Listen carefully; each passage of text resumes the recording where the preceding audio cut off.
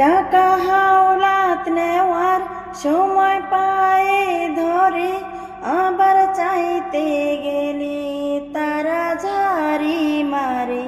কিছু মানুষ আছে শুধু নিতে পারে, দেবার বেলায় তাদের যে ফাটে।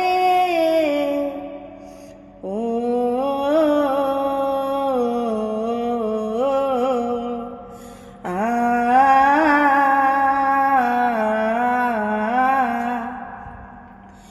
আমার বাড়ি কিছু টাকা ছিল, হঠাৎ একজন এসে হাওলাত নিল।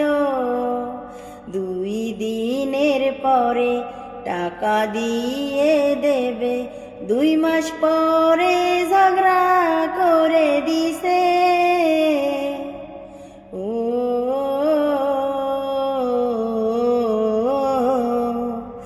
আ